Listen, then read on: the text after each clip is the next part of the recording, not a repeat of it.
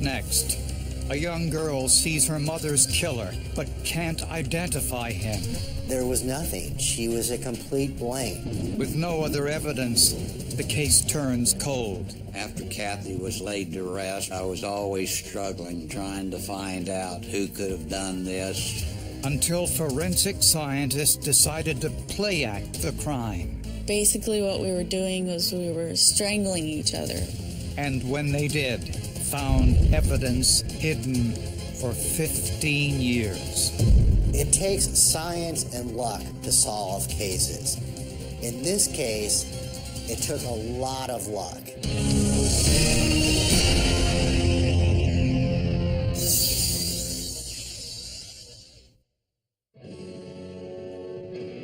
Mike Odom met Kathy Martin in high school. They dated and soon decided to make a life together. But before they could get married, Mike was arrested for selling heroin, a mistake that put him behind bars for 2 years. I remember while he was in the penitentiary, and Kathy was dead set on waiting on him to get out to date him again, which she did. Shortly after his release, Mike and Kathy did get married and had 2 children, Tasha and Sean. Kathy's father even gave Mike a job working in his sign business. Kathy was set on making the marriage work, did everything she could. Things were going well until one night when Mike couldn't get in touch with Kathy, who said she'd be home with the 2 children. Kathy didn't answer the phone, so Mike called his next-door neighbor and asked him to see if anything was wrong. The neighbor went over, beat on the door, nobody answered. He looked in, and I think the TV was going. There was just something suspicious. But instead of calling police, the neighbor drove a quarter mile into town, found a policeman, and they both went back to the Odom's house together. The officer entered the unlocked house. Inside, on the living room sofa, was 4-year-old Tasha, beaten and unconscious, but still alive. He found 2-month-old Sean unharmed in the back room. In the next room, he found Kathy Odom on the floor, naked and covered in blood. She'd been stabbed to death. An ambulance rushed 4-year-old Tasha to the hospital. When Kathy's father arrived at the scene, police told him little about what had happened. I said, "Where's the children?" He said, "Well, the children have been taken to the hospital." And he said, "That would be a good place for you to go and check on the children."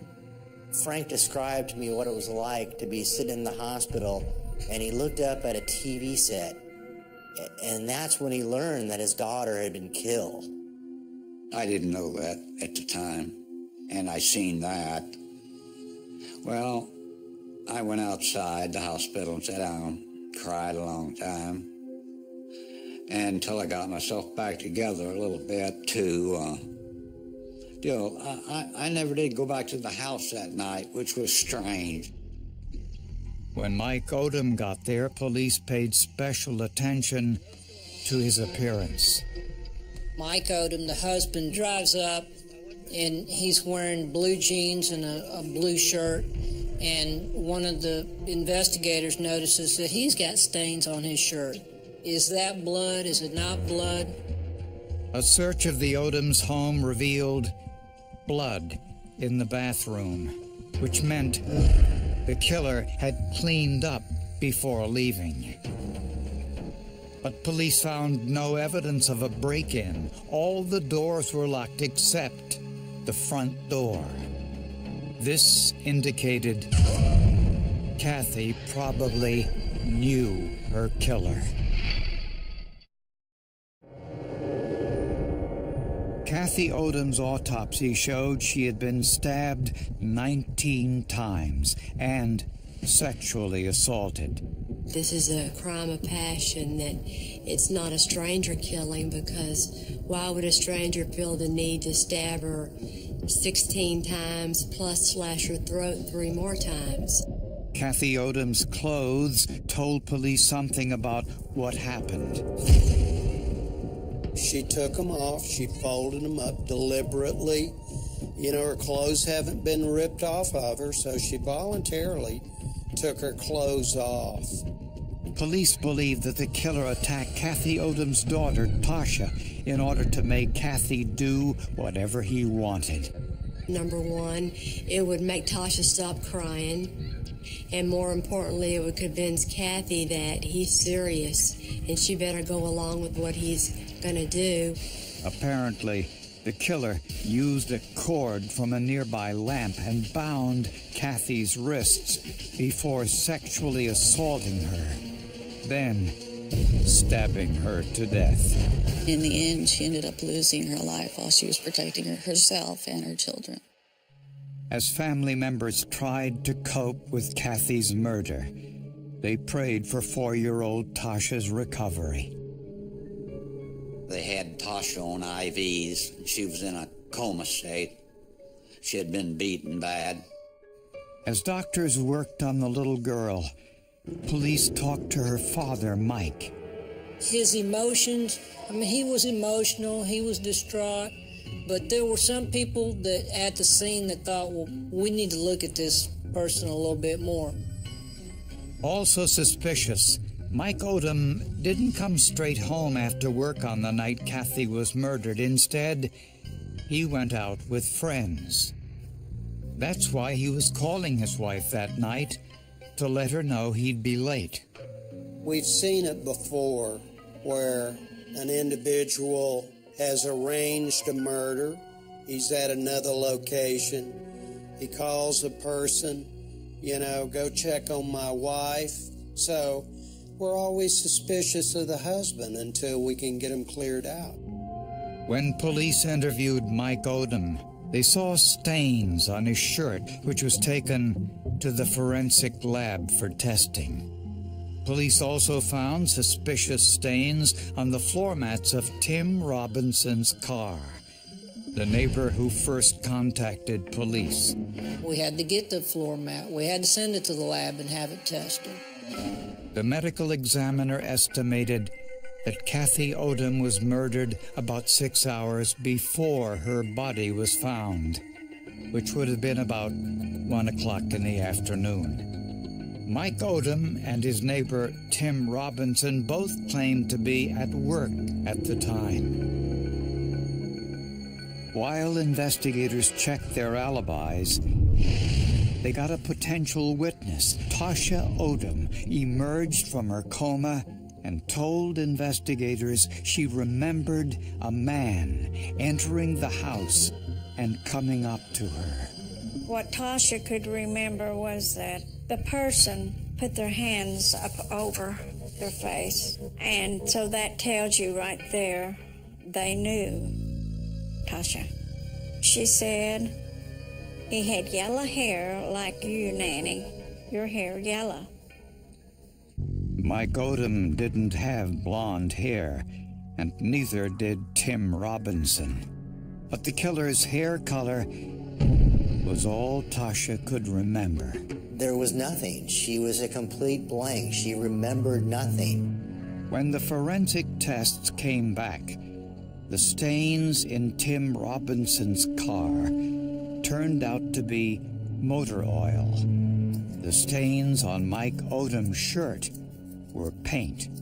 In addition, co-workers provided solid alibis for both of them, and they each passed polygraphs.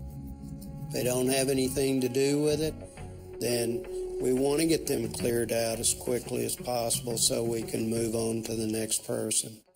And that next person was mentioned by everyone who knew Kathy. It was her brother-in-law, Greg Marquardt. Everyone knew their relationship and that it wasn't good, that he had this weird obsession for her, that she didn't like him, that she was afraid of him, and that he had tried to make advances toward her before, to put a move on her before, and she didn't like it. And there was ample evidence Greg had been in the house. They found his fingerprints, his hair throughout the scene. There was only one problem. As a family member who'd been in the house numerous times, this didn't prove a thing. The only witness to Kathy Odom's murder, her 4-year-old daughter Tasha, had sustained a massive blow to her head. She had injuries to her face with swelling and everything, and it would appear that she was hit, with a fist. But after 2 days in a coma, Tasha rallied. Before her release from the hospital, her uncle, Greg Marquardt, came to visit. It was an encounter Tasha's grandmother would never forget. Tasha, how are you feeling? Hi, Greg. How's she doing? Better. I brought you this. Tasha, when she saw Greg, she looked over at me like scared to death. Look. When they asked little Tasha whether it was her uncle Greg who entered the house on the day of the attack, she said she couldn't remember. They tried different things to try to bring out those memories. At one point, they even hypnotized her, hoping they could find some grain of memory. She was so traumatized, she never recalled it. 35-year-old Greg Marquardt had been married to Kathy Odom's sister, Shelley, for 4 years. Shelley and Greg had served time in prison for possession of cocaine. It's the drug scene of the 80s they were caught up in. In fact, one of the reasons Kathy wanted to move to a new house was to get away from Greg, who had made many sexual advances toward her. She was scared of Greg. She said, I would not want to be alone with him by myself. Oddly, despite these rebuffs, Greg Marquardt was surprisingly open about his attraction to Kathy, particularly to one part of her body. He had a thing for Kathy's tummy, which is sort of odd. I mean, why would he pay attention to her tummy and be obsessed by that? This fixation was so obvious, Kathy talked about it with friends. Kathy even would say, and I don't know what it is, but he's just, there's something about my stomach that, and he wants to have sex with me. I've heard of people having fetishes with feet or hands, but that's the first one having a fetish with a stomach that I've heard of.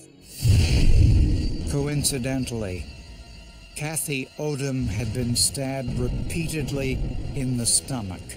And these are deep, penetrating wounds. When questioned by police, Marquardt denied any involvement, but said little else. At some point in that detective's interview, Greg said, excuse me, I need to go out and put money into the parking meter. He got up, he left, he never came back. Greg's wife, Shelley, the victim's sister, said Greg drove her to school at 10:30 on the day of the murder and picked her up again at 2:30. This 4-hour window was more than enough time for Greg to commit the murder and clean up before picking up his wife from school. The way I would describe Shelley is she's extremely codependent and absolutely was under the control of Greg Marquardt. This much I know, that he got her hooked on heroin, which to me is the worst thing that a human being could do to another one. An analysis of the crime scene provided little help. Greg's fingerprints and hairs were found in Kathy's house, but other family members' prints were found there as well. He was her brother-in-law, and he had been to the house before, so it was natural that you would find his fingerprints and his hairs. Although Kathy had been sexually assaulted, this crime occurred years before DNA was widely used in murder investigations. At the time, in the 1980s, they were using serology. Basically, they were doing blood group typing. And it was very difficult. You need a very large sample, and plus, you would only get a blood type. The blood type from the rape kit was consistent with Greg Marquardt's blood type. He was a type O. About 50% of the population is a type O, so that's not giving you much information. So, without more evidence, the case went cold. After Kathy was laid to rest and time went on, I found myself at the cemetery most all the time, but I was always struggling, trying to find out who could have done this. They say if you don't solve the crime within a month with all the fresh leads, that's not a possibility there that you would. Greg and Shelley Marquardt went on with their lives. But for Kathy's father, it was especially difficult. The idea that he had to go through his daughter's murder and then live believing for all those years with all his heart that the man who did it was married to his other daughter. Can you imagine what that would be like?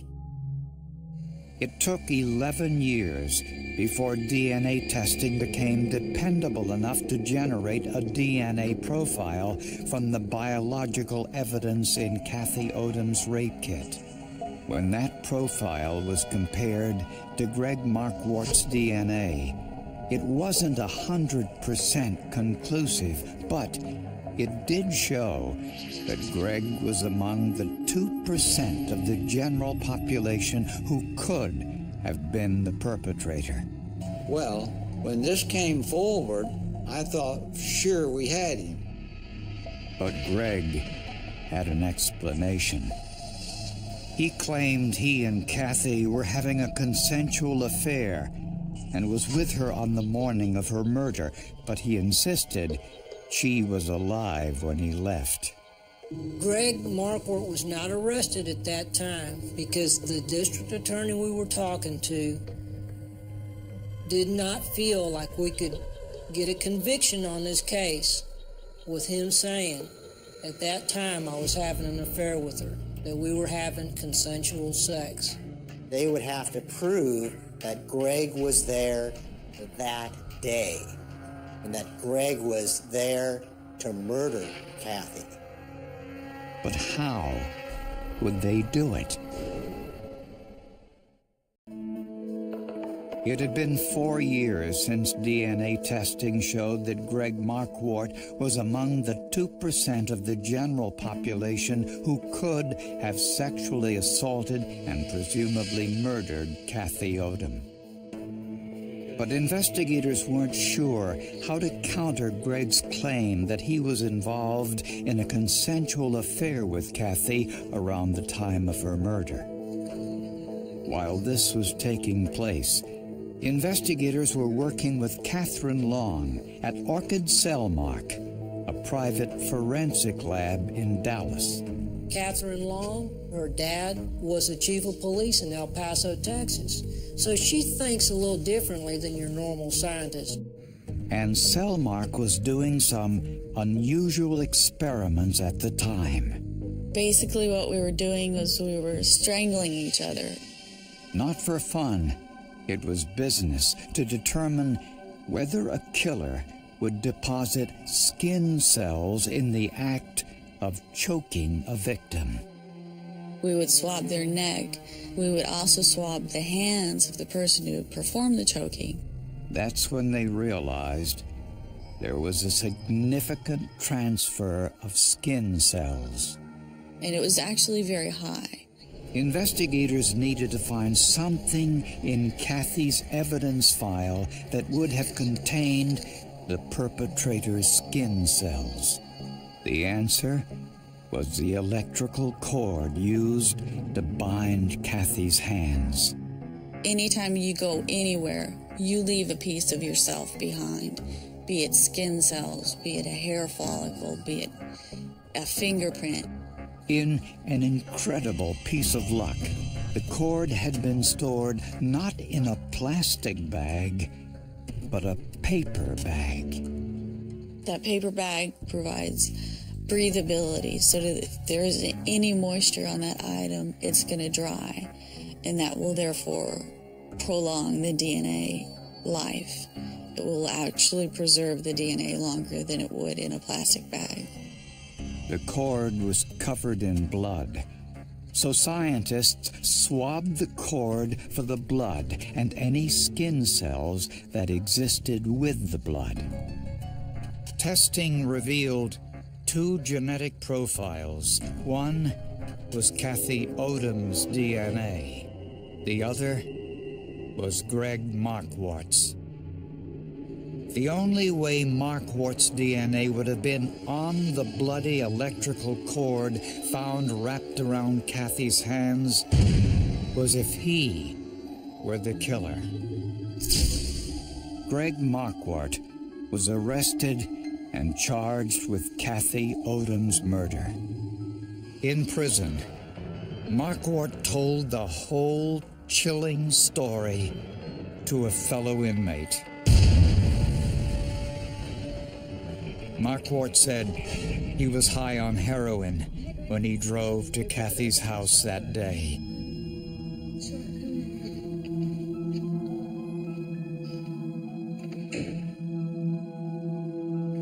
Once inside, he made a sexual advance, which she rejected. Stop. You tell me that. Stop. You say you don't feel. Get out of here, Greg. To force her to comply, he struck his 4-year-old niece Tasha repeatedly in the head, leaving her for dead. The baby, Sean, was in the next room. And Greg threatened to kill him too. In order to save the baby's life, Kathy complied.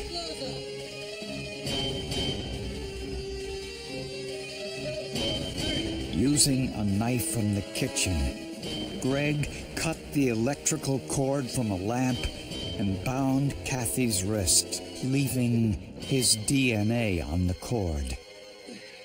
After he sexually assaulted Kathy, he stabbed her to death.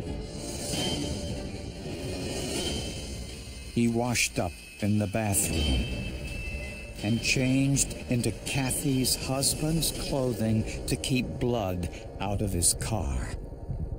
Little did Marquardt know, advances in science would be able to identify him as the perpetrator 15 years later. Sweet. Thank you, God. Justice. God knows what we're going to have in 10 years or 20 years. It's even better and more advanced than what we have now. It's amazing. When faced with this evidence, Greg Marquardt pled guilty to Kathy's murder and was sentenced to 45 years in prison. He died of liver disease after serving 4 years of his sentence. He was 56 years old. Couldn't happen to a nicer guy. That's the way I feel about it. Doesn't bring back Kathy. I'll always remember her. The house she put together, the things we did. It's tough to lose a child, but I thank the good Lord for everything he did. It's just one of those cases that, I guess it makes you proud to be a part of, that we were able to have a good ending to it, and that's just falling on him. That Greg was not able to get away with murder in this case, but there's a lot more out there that that are still unsolved.